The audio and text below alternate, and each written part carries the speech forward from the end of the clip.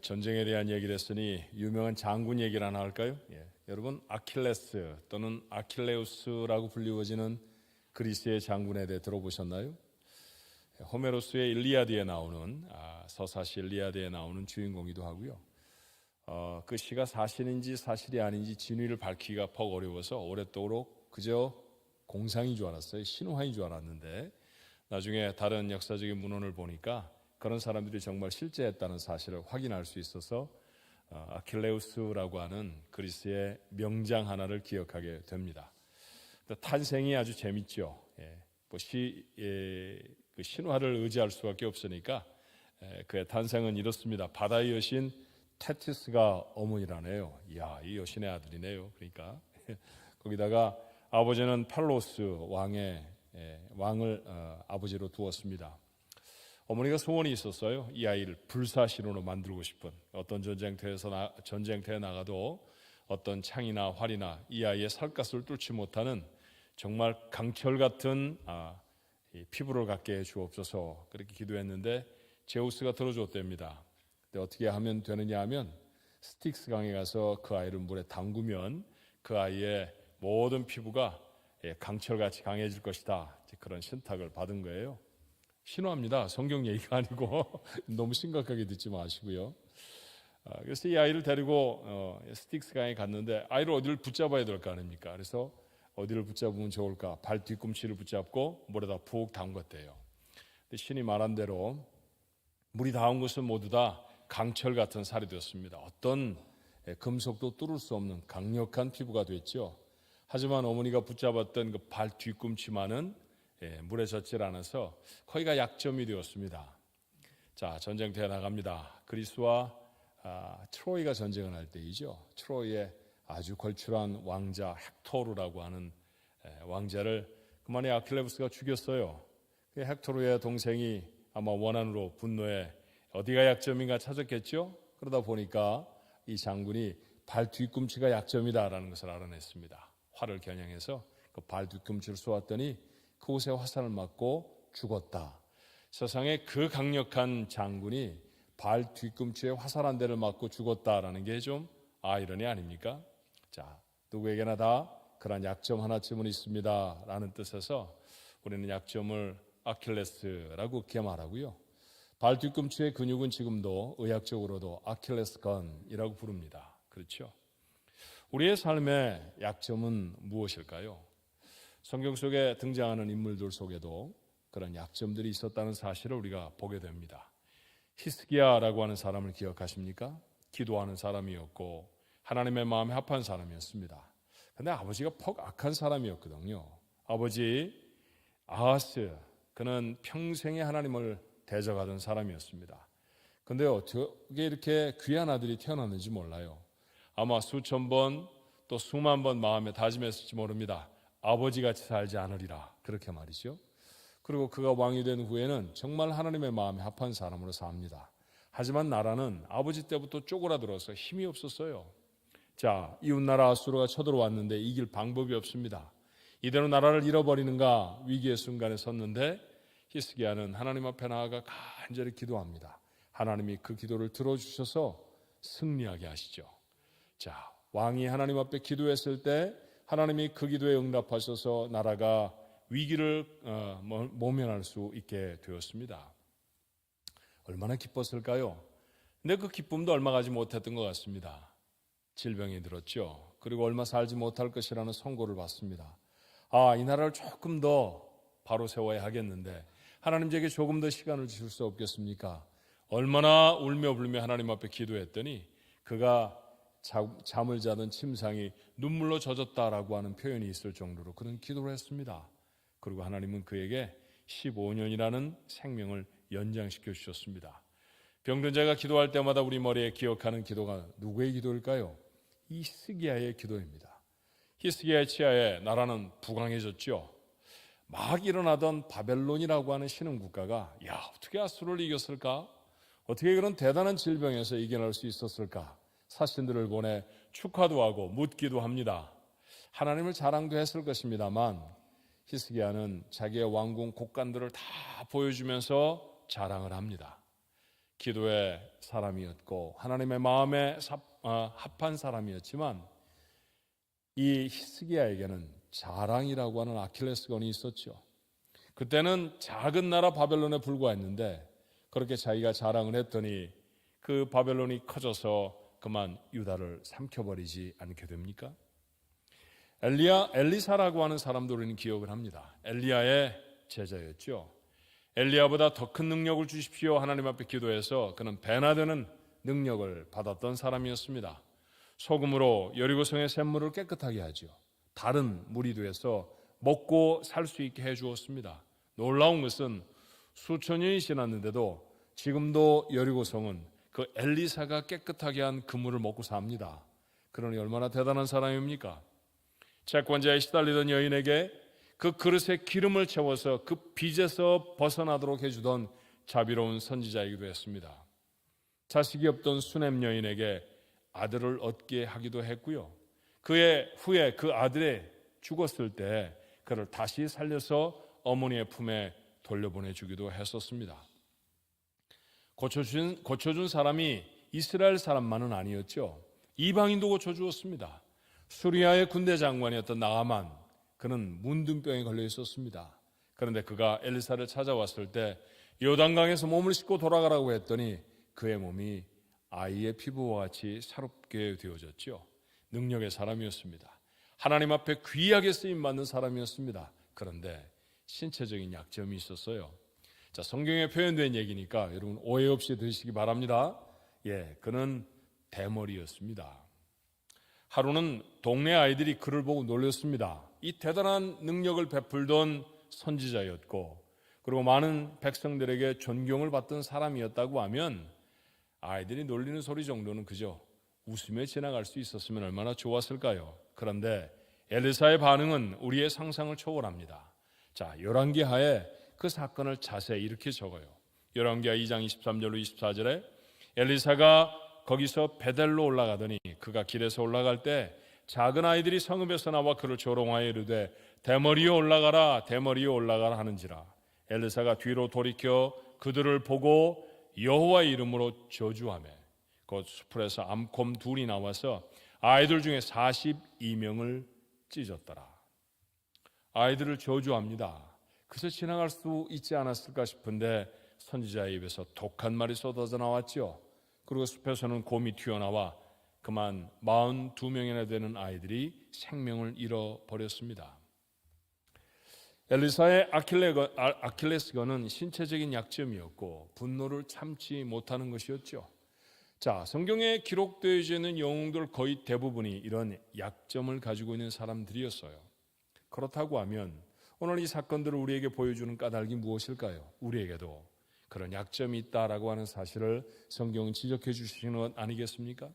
자, 엘리사와 같이 다른 건 다 잘 참는데 더워도 덥다는 소리 한마디 안 하고 추워도 춥다는 소리는 안 하는데 화는 못 참습니다. 분노를 조절하지 못합니다.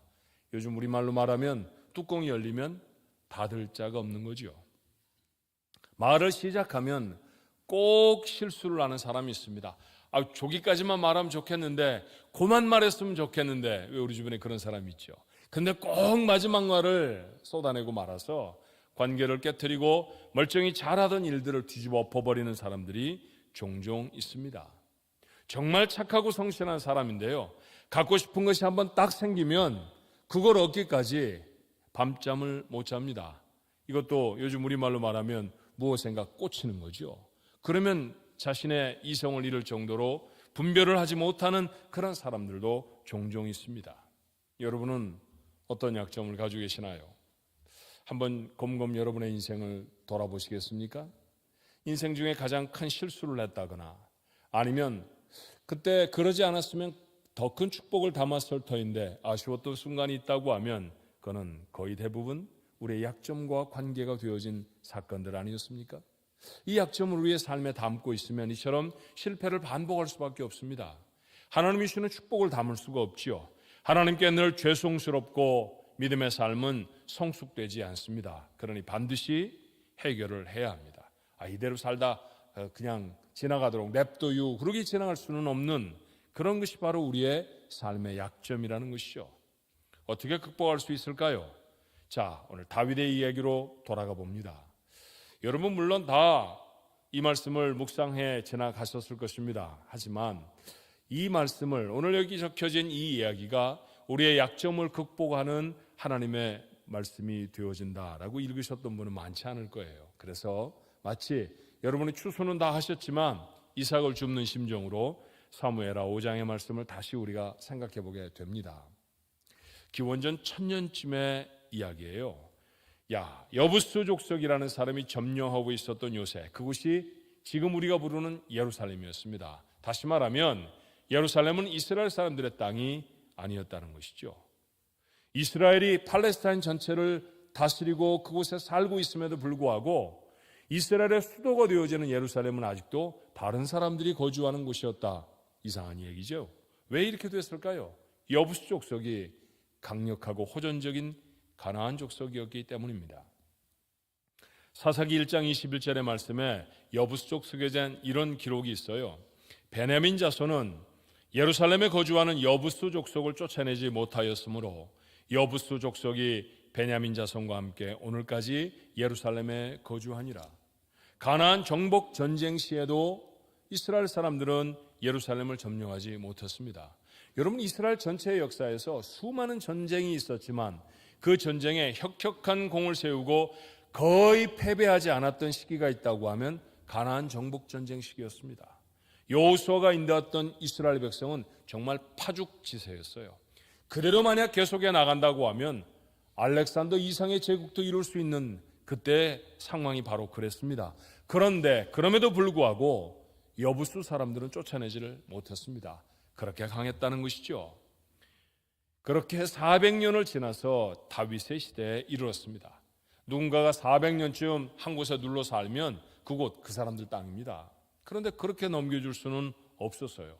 왜냐하면 다윗은 헤브론 사람들, 헤브론에서 유다 지파만의 지지로 왕이 되어서 헤브론의 왕으로 7년 반을 지납니다. 남쪽 이스라엘 사람들만 다스리게 되어졌죠. 그런데 사울이 죽고 나서 북쪽의 모든 지파의 사람들도 다윗을 왕으로 추대하게 되어졌어요. 이제 명실상부한 이스라엘 전체의 왕이 되었습니다. 그러니 나라를 통일시키고 이제 그 가운데 수도를 정해야 하는데 하나님이 허락하신 그 땅은 이방 사람들이 살고 있습니다. 여부수 사람들이 살고 있습니다. 쫓아내야 합니다. 그곳이 예루살렘이 되어져서 그곳에 하나님의 성전을 세우고 하나님을 예배하는 이스라엘의 중심이 되어야 하는 것이죠. 그래서 그들은 예루살렘 요새를 공격합니다. 그러니까 본문의 말씀은 이렇게 시작했어요. 6절의 말씀에 왕과 다윗 왕입니다. 그의 부하들이 예루살렘으로 가서 그 땅 주민 여부스 사람을 치려했다고 말이죠. 400년 동안 아무도 점령할 수 없었던 강력한 요새였습니다. 어떤 문제를 해결하려고 하는데 40년 동안 해결되지 않은 문제가 있다고 하면 쉬운 문제가 아닙니다. 그렇죠. 얼마나 노력을 해야 할까요? 그런데 이 문제는 400년이나 묵은 문제입니다. 400년 동안 아무도 해결하지 못했던 문제를 지금 다윗이 해결하려고 칼을 뽑아든 것입니다. 어려운 일입니다. 공격하는 다윗의 군사들에게 성 위에서 조롱이 퍼부어집니다. 자, 어떤 것이었을까요? 6절 하반절의 말씀입니다. 그 사람들이 여부수 사람들입니다. 다윗에게 이르되, 다윗만이 아니죠, 다윗과 함께하는 군사들이었을 것입니다. 내가 결코 이리로 들어오지 못하리라. 맹인과 다리 저는 자라도 너를 물리치리라 하니 그들의 생각에는 다윗이 이리로 들어오지 못하리라 했다고 했습니다. 예루살렘은 완벽한 방어의 조건을 가지고 있었습니다. 지금도 예루살렘은 그곳에 있으니까 방문하게 되면 지형 우리가 살펴볼 수 있는데 높은 산성이죠. 높은 곳은 그곳까지 올라가서 점령해야 하기 때문에 점령하기가 쉽지 않습니다. 그래서 다 포트레스라고 하는 곳, 산성이라는 곳은 산 꼭대기에 있는 것이죠. 군대가 강합니다. 무엇보다도 한 번도 빼앗겨 본 적이 없습니다. 그래서 이스라엘의 새로운 왕 다윗과 군사들이 달라들어도 여부수 사람들은 무섭지 않았습니다. 조롱을 퍼붓습니다. 무엇이었나요? 너 여기 못 들어와. 눈먼 사람이나 다리 저는 사람도 너 정도는 거뜬히 이길걸?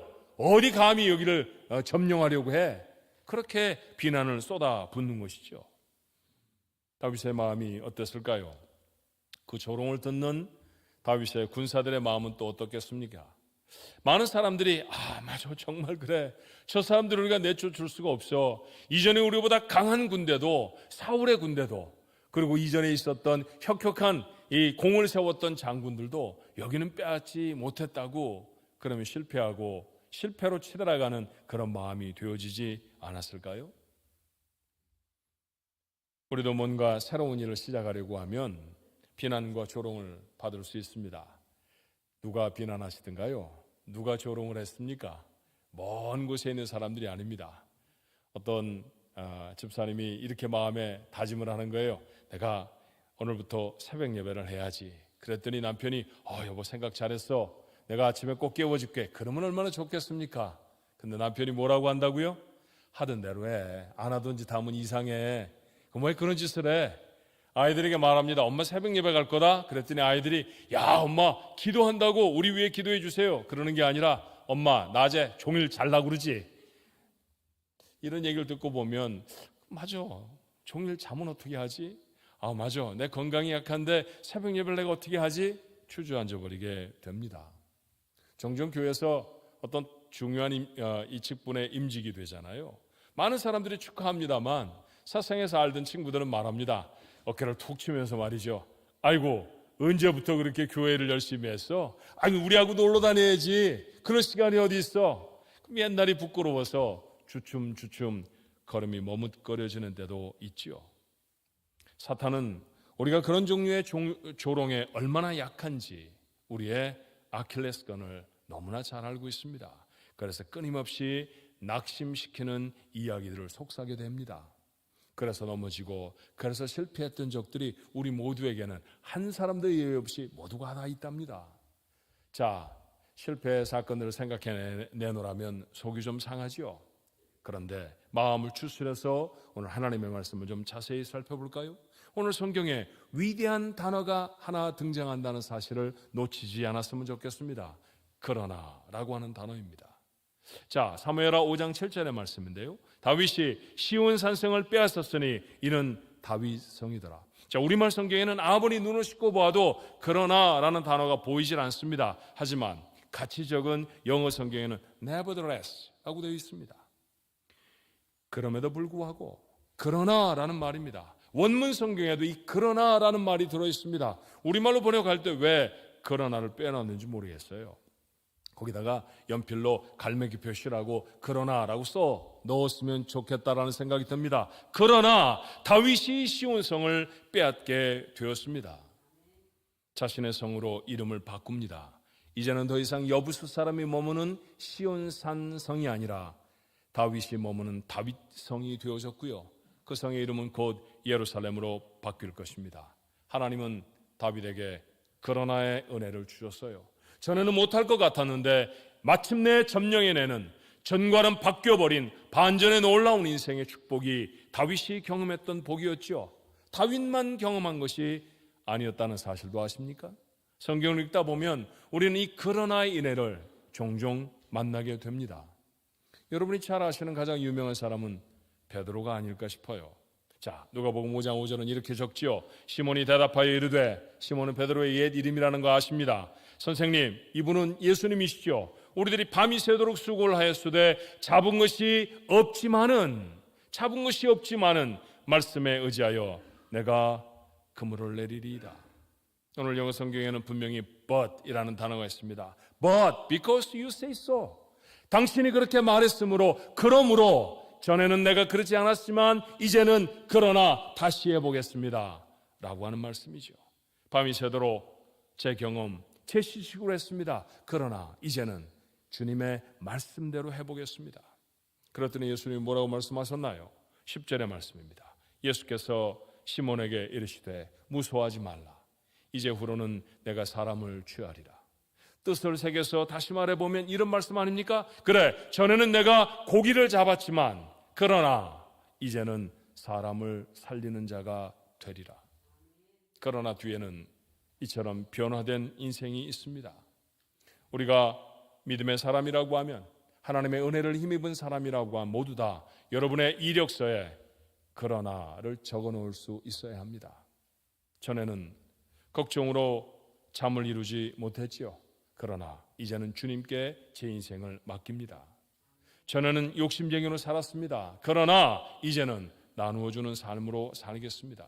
전에는 비난하고 깎아내리는 입술을 가졌습니다. 그러나 이제는 기도하고 격려하는 입술이 되겠습니다. 전에는 신문을 묵상하고 TV와 함께 큐티를 하던 인터넷과 함께 동행하던 삶이었습니다. 그러나 이제는 성경을 읽겠습니다. 전에는 자신감이 없는 패배자로 살았습니다. 그러나 이제는 용감히 주 앞에 나서는 자가 되겠습니다. 전에는 제게 누군가가 무엇을 베풀어 주는가에 훨씬 더 많은 관심이 있었습니다. 그러나 이제는 내가 누군가를 도와줄 수 있는가에 더 많은 관심을 갖겠습니다. 전에는 누군가 사람이 내게 무엇이라 말하는가에 온통 다 귀를 기울이고 살았습니다. 그러나 이제는 하나님이 내게 무엇라 하시는지 그 말씀에 주목하며 살겠습니다. 그러나 인생, 여러분의 것이 되기를 주님의 이름으로 축원합니다. 여부수는 여부수 사람들이 살고 있는 시온산은 요새라고 불렀죠. 그러나 하나님께는 그곳이 요새가 아니었어요. 바울의 고백으로 생각해 볼까요? 고린도후서 10장 4절의 말씀에 보니 우리들의 싸우는 무기는 육신에 속한 것이 아니요 오직 어떠한 진도 무너뜨리는 하나님의 능력이라고 말합니다. 하나님의 능력이 우리에게 있는데 여부수 사람들이 그곳을 벌떼처럼 지키고 있다 할지라도 하나님이 허락하시면 그 성을 점령할 수 있는 것 아닌가요? 우리는 눈에 보이는 것으로 싸우는 사람들이 아닙니다. 믿음의 공식에 대한 두 가지를 우리의 마음에 담지 않았었습니까? 하나님이 우리에게 베푸신 은혜를 기억하면 하나님이 다시금 우리의 인생에 베푸실 은혜를 기대하게 된다고 했습니다. 이 공식이 여러분 마음속에 있죠. 또 하나의 공식이 바로 오늘 제가 드리는 말씀 아닌가요? 우리는 세상을 살아갈 때 눈에 보이는 것, 사람들이 손에 쥐고 있는 것들로 세상을 살아가지 않습니다. 눈에 보이지 않지만 가장 분명하고 가장 확실한, 가장 능력 있는 하나님으로 삽니다. 그게 우리의 믿음이잖아요. 그 믿음을 들고 서 있는 사람, 반드시 그의 인생에 반전의 놀라운 은혜를 담게 되는 줄로 믿습니다. 기드온과 300명의 군사들에게 무엇이 있었나요? 횃불, 나팔 이런 것밖에 없었습니다. 그거 갖고 무슨 전쟁을 합니까? 하지만 하나님은 그 밤에 미디안에 13만 대군을 물리쳐 내십니다. 좀 전에 말씀드렸던 히스기야, 아수르가 침략했는데 싸울 힘이 없습니다. 아수르 왕이 참담하게 협박 편지를 보냅니다. 읽고 나니 가슴이 더 쪼그라듭니다. 히스기야는 그 편지를 성전에 펼쳤습니다. 하나님의 나라가, 하나님의 백성이 이렇게 무시를 당하고 있습니다. 하나님 도와주십시오. 눈물로 하나님 앞에 기도했더니 하나님은 그날 밤에 아수르의 군사 18만 5천 명을 진멸하십니다. 이스라엘 군대는 한 사람도 나가 전쟁을 하지 않았습니다.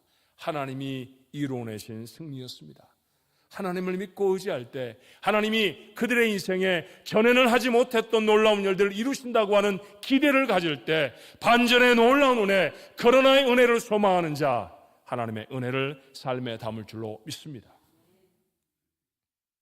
동부에서 교회를 섬길 때 제가 만났던 한 집사님을 잊지를 못합니다. 이름을 K라고 하지요. K가 표현될 수 있는 성씨가 여러 성씨가 있잖아요.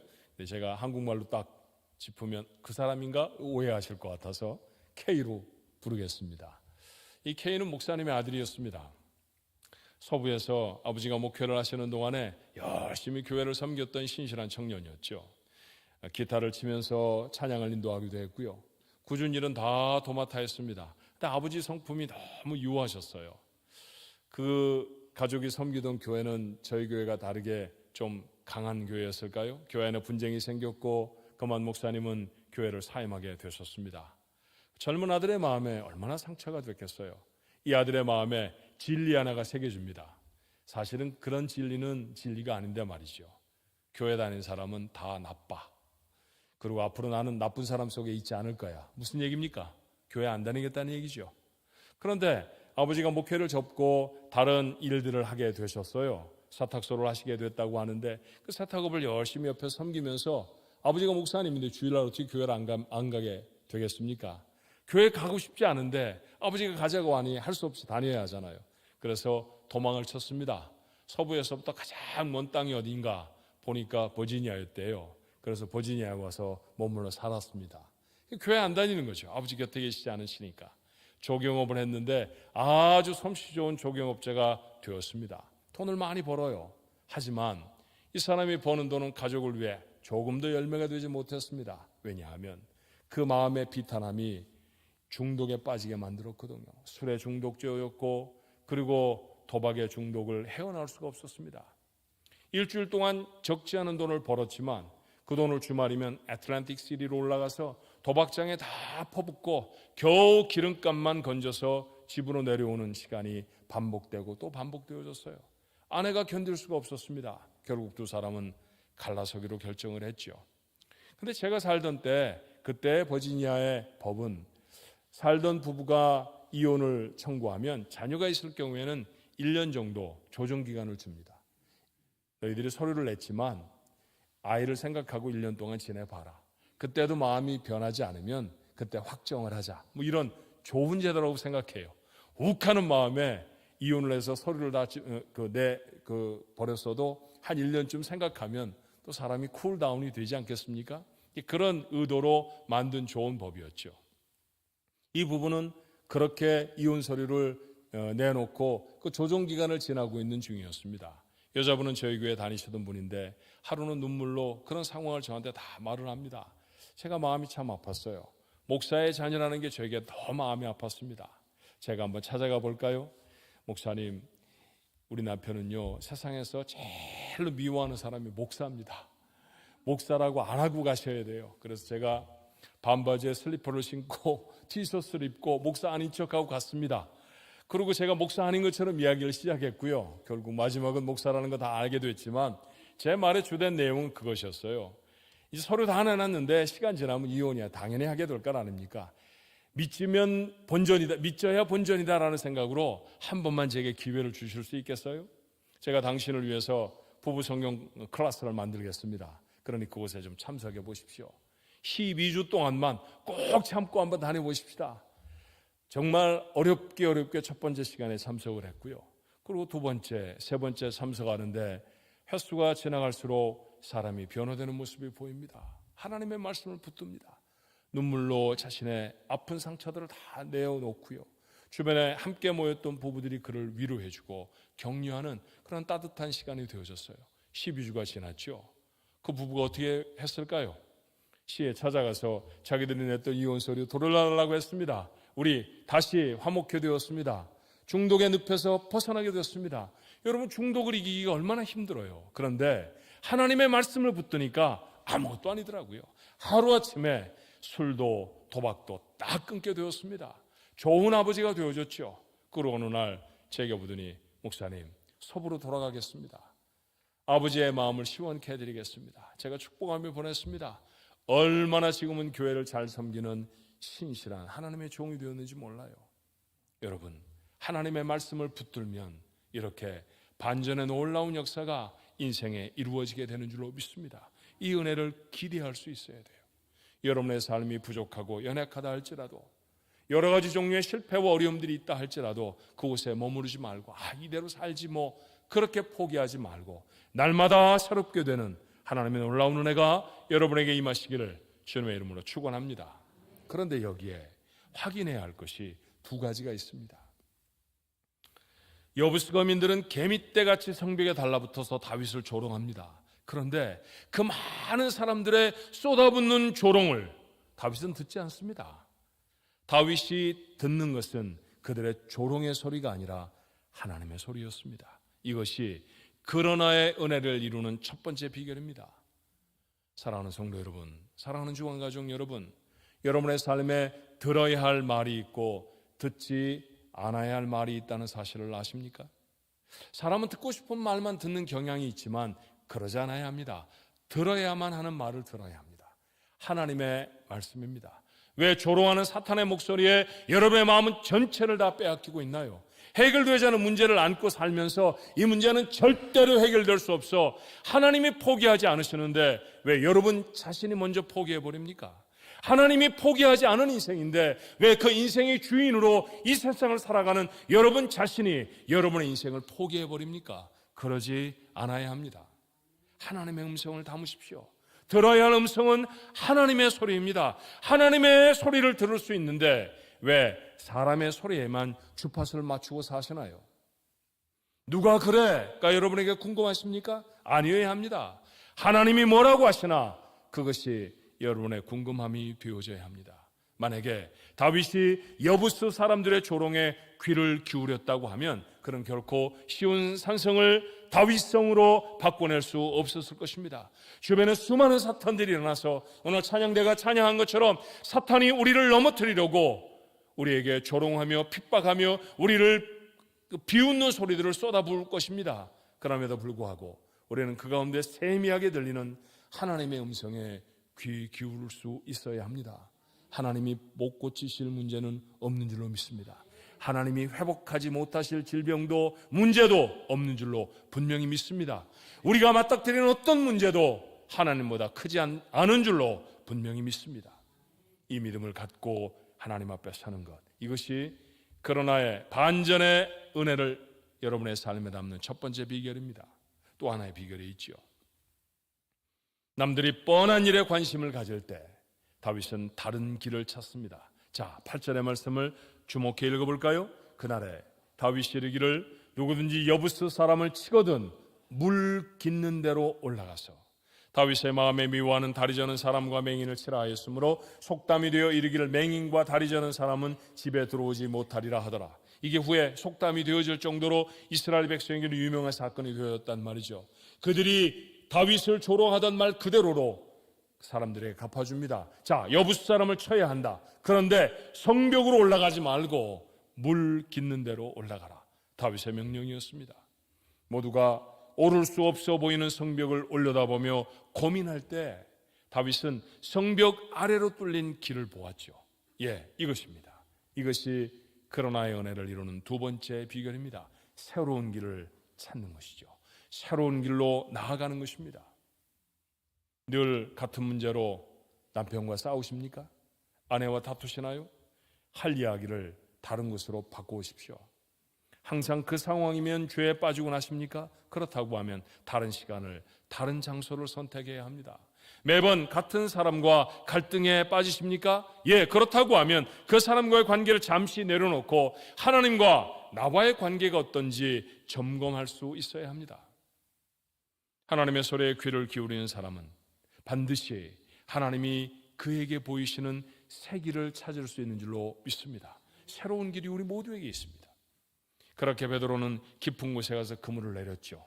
여러분, 해가 중천에 떠 있을 때 깊은 곳에 가서 그물을 내리는 어부는 아무도 없습니다. 베드로도 한 번도 해보지 않은 일입니다. 그런데 그곳에 새 길이 있었습니다. 주님은 말씀하셨고요, 그렇게 열어주신 새 길에 그곳에 그물을 내렸더니 그물이 찢어질 정도로 베드로의 평생에 그렇게 많은 고기를 잡아볼 수 없을 정도로 어마어마한 양의 고기를 잡지 않습니까? 이 엄청난 성공의 역사는 새로운 길을 찾을 때 이루어지는 줄로 믿습니다.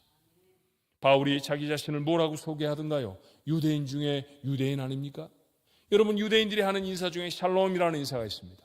샬롬이라고 인사하고 지나놓고 보니 그 사람이 유대인이 아니면 유대인들이 쫓아가서 아까 했던 인사 취소합니다. 그럴 정도로 편협한 사람들이 바로 유대인들입니다. 이방인과는 함께 앉아 밥도 먹지 않죠. 밥도 먹지 않은 사람이 복음을 나누겠습니까? 천만의 말씀이죠. 그들에게 하나님의 메시지를 전하는 것은 상상도 할 수 없는 일입니다. 자, 바울이 하나님의 사람이 되기로 했죠. 랍비가 되기로 했습니다. 그렇게 살아가며 누구에게 하나님의 말씀을 가르치려고 했을까요? 유대인들이었습니다. 그런데 하나님은 그를 누구로 만드시나요? 이방인의 사도로 만드시잖아요. 한 번도 생각해보지 못했던 사람들이었습니다. 그런데 그들에게로 나아가 복음을 전합니다. 그랬더니 어마어마한 역사들이 일어납니다. 그의 마음에 부어주었던 복음의 놀라운 물결이 온 세계로 퍼지는 기초를 만들지 않았던가요? 새로운 길을 향하여 나아갈 때 하나님은 그의 삶에 하나님의 열매를 허락해 주시는 줄로 믿습니다. 여러분에게도 새 길이 있는 줄로 믿습니다. 기도하며 하나님이 여러분에게 보이시는 새 길을 찾으십시오. 무엇이 여러분의 부족함입니까? 사단이 너무나 잘 알고 있는 내 약점은 무엇인가요? 자, 그러나 내 약점을 사단만 알고 있는 것은 아닙니다. 또 누가 알고 계실까요? 하나님도 아십니다. 사단이 내 약점을 아는 이유는 뭘까요? 나를 넘어뜨리기 위해서입니다. 그런데 하나님이 내 약점을 아시는 까닭은 뭘까요? 그걸 덮으시고 해결하셔서 반전의 은혜를 이루시려고 하시는 하나님의 계획이 있는 줄로 믿습니다. 하나님의 음성에 귀를 기울이십시오. 아니면 사단의 도전에 넘어지고 또 넘어질 수밖에 없습니다. 한 번도 그러나의 은혜를 사모해 본 적이 없어서 번번이 사탄에게 졌던 것은 아닐까요? 베드로에게, 바울에게 그러나의 은혜를 주셨던 하나님, 우리에게도 주실 줄로 믿습니다. 우리에게 그러나의 은혜를 주시면 몇십 년 동안 한 번도 점령해보지 못했던 시온산성 점령할 수 있습니다. 오늘부터 시작해 볼까요? 새로운 길을 여셨습니다. 남이 한 번도 생각해보지 못했던 길로 다윗은 행하였고 마침내 그 성의 주인이 됩니다. 한 번도 행해보지 않은 길 하나님이 여러분에게 내어주시도록 하나님 앞에 기도하십시오. 그 길을 행하여 나아갈 때 여러분의 마음에 앙금처럼 가라앉았던 문제와 어려움들이 해결되어지고 하나님이 허락하시는 반전의 인생의 주인공이 될 줄로 믿습니다. 내 약점을 고스란히 다 하나님께 내어놓고 하나님의 도우심을 구하십시오. 여러분의 자녀들이 무엇이 약한지 여러분이 아시죠? 부모가 자녀의 약점을 알고 있을 때 어떻게 합니까? 할 수만 있는 대로 그것을 막아주잖아요. 땅콩 알러지가 있는 아이에게 땅콩을 계속해서 주는 부모가 어디 있습니까? 땅콩이 들어있는지 안 들어있는지 모든 음식을 다 샅샅이 뒤져서 그것에 해를 당하지 아니하도록 골라주지 않겠습니까? 하나님은 그렇게 하십니다. 우리의 삶 속에 있는 모든 연약함과 부족함들 하나님이 막아주실 것입니다. 막아주시는 것 그것뿐만이 아니라 그 약점을 바꾸셔서 나의 삶에 반전의 역사를 이루십니다. 늘 실패하며 살았던 우리들, 늘 자꾸 넘어지는 우리들, 인생을 포기하며 그저 주저앉아 이대로 살지 뭐라고 포기하며 사는 우리들, 오늘 하나님의 말씀을 우리 마음에 담습니다. 그러나의 은혜를 사모하는 여러분 모두가 되시기를 주님의 이름으로 축복합니다. 지난주와 이번 주가 다르듯이 이번 주와 다음 주는 달라야 합니다.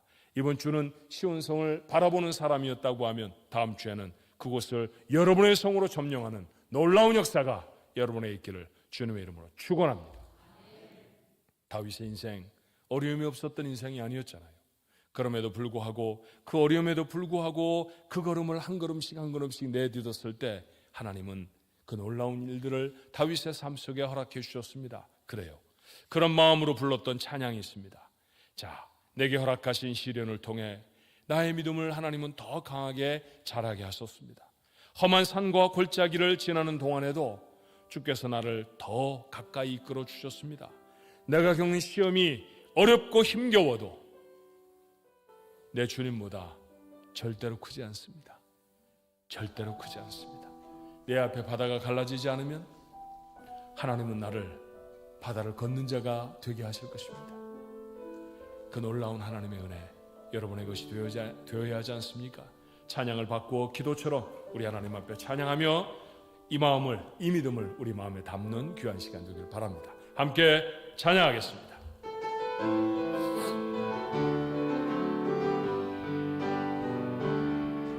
내게 허락하신 시련을 통해 나의 믿음 더욱 강하게 자라나고 험한 산과 골짜기 지나는 동안 주께 더 가까이 나를 이끄시네. 내가 겪는 시험이 어렵고 힘겨워도 내 주님보다 크지 않네. 내 앞에 바다가 갈라지지 않으면 주가 나로 바다 위 걷게 하리. 나는 믿네. 주의 능력으로 내 삶 새게 되리. 나는 믿네. 주의 능력으로 담대히 나가리라. 주와 함께 싸워 승리하리라. 날마다 믿음으로 나 살아가리. 한 번 더 찬양합니다. 내게 허락하신 시련을 통해 나의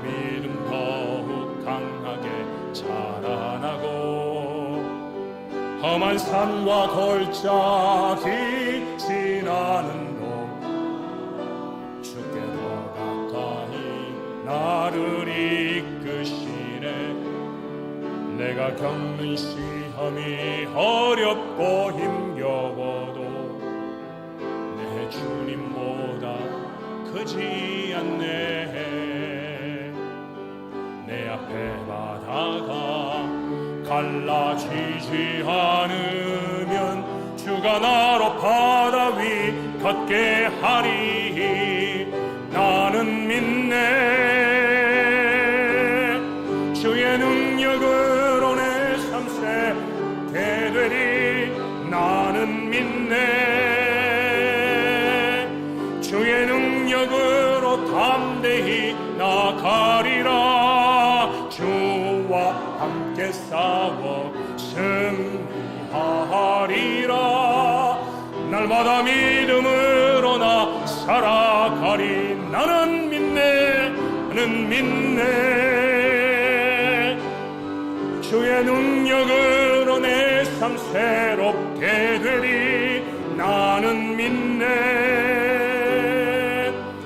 주의 능력으로 담대히 나가리라.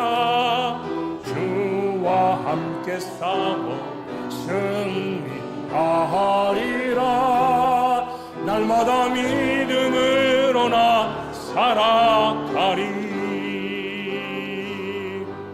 아멘. 우리 시간에 같이 한번 통성으로 기도할까요? 오늘 여러분이 소망해야 될 믿음은 어떤 믿음입니까? 하나님, 반전의 인생을 허락해 주옵소서. 그러나의 은혜를 허락해 주옵소서. 이 믿음으로 하나님 앞에 기도하십시다. 여러분을 막아서고 있는 문제와 어려움들이 있지만 하나님보다 큰 문제는 아무것도 없습니다. 포기하지 않고 하나님의 목소리에 귀 기울일 수 있도록 제 귀에 하나님의 목소리를 담을 수 있는 능력을 허락해 주옵소서. 아버지, 제 눈을 열어 주옵소서. 하나님 허락하시는 새 길을 보게 하옵소서. 거기를 향하여 나아가 이전에 패배하였던 그 전쟁들을 승리할 수 있게 하나님 도와 주시옵소서. 우리 하나님 앞에 간절히 통성으로 기도합니다. 주여, 주여. 오늘 시간에 하나님의 사랑하는 성도들이 하나님의 말씀을 마음에 담습니다. 하나님 앞에 나아갑니다. 아버지 하나님, 아버지 하나님, 반전의 인생을 이루어 주시옵소서. 그러나 놀라운 은혜가 하나님 저희들 모두에게 있게 도와주시옵소서. 연약하고 부족했던 우리의 삶이 변화되어져서 승리하는 인생이 되어지게 도와주시옵소서. 하나님 간절히 원하옵나니 불평하고 원망했던 우리의 인생이 바뀌어서 감사와 찬양을 드리는 하나님 인생으로 달라지게 도와주시옵소서. 아버지 하나님, 부족과 연약함 가운데 늘 아버지 하나님 궁핍하고 편협하게 살았던 우리 인생들이 베푸신 하나님의 인생으로 풍성함을 고백하는 아버지 하나님 능력 있는 삶이 되어지게 아버지 도와주시기를 간절히 원하옵나이다. 하나님 아버지, 이 일을 위하여 아버지 우리의 귀를 열어주옵소서.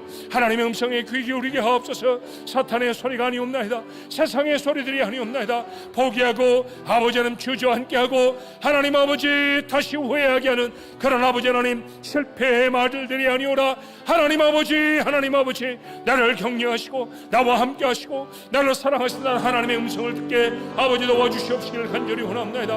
하나님 아버지, 우리의 눈을 열어주옵소서. 새 길을 발견할 수 있게 도와주시옵소서. 늘 실패로 치우치던 아버지 하나님 그 길을 계속해 가지 아니하도록 주님 역사하여 주시기를 원합니다.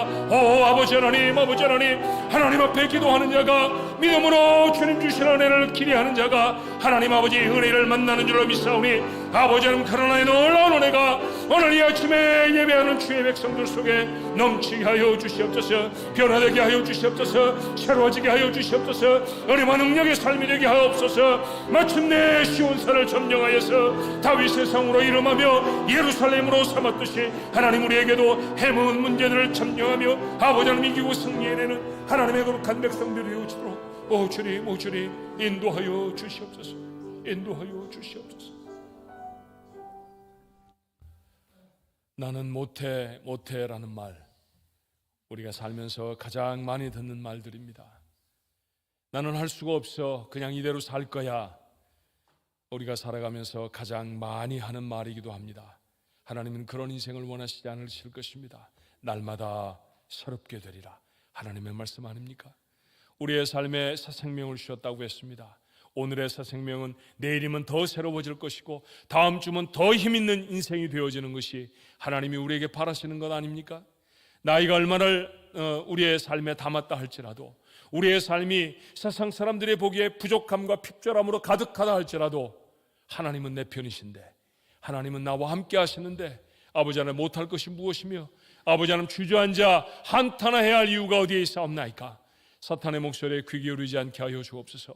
하나님의 소리에 귀 기울이게 하여 주시옵소서. 오 주님, 눈을 열어주셔서 하나님이 우리 앞에 만드시는 새 길을 보게 하여 주시옵소서. 그래 반드시 승리하게 하시고 아버지 하나님 우리의 인생에도 그러나를 써 적을 수 있도록 주님 역사해 주시옵소서. 밤새도록 수고했지만 아무것도 얻지 못했던 인생이 하나님의 말씀을 삶에 담았더니 만선의 복을 이루었습니다. 이 그러나 인생이 오늘 예배하는 주의 백성들과 되게 하여 주시옵소서. 400년 동안 점령하지 못했던 성이 그러나 하나님을 믿고 의지하였더니 다윗성으로 이름을 바꿉니다. 하나님이 놀라운 역사가 하나님 오늘 이 시간에 기도하는 주의 사람들과 되게 하여 주시옵소서. 반전의 역사, 그러나의 은혜를 우리의 삶에 이루어 주실 것을 소망하며 하나님 앞에 나서는 우리 가족들 모두가 되도록 주님 역사해 주시옵소서. 오늘 이 은혜를 우리의 삶에 담았사오니 다음 주에 하나님의 전을 밟을 때에는 달라진 모습으로 아버지 하나님 전과는 다른 그러나 인생을 경험하는 하나님의 사람들로 이 자리에 서게 축복하여 주시옵소서. 우리에게 이 그러나의 놀라운 역사를 이루시기 위해 친히 십자가를 져주신 예수님의 이름으로 기도하옵나이다. 아멘. 하나님 앞에 준비한 예물 드립니다.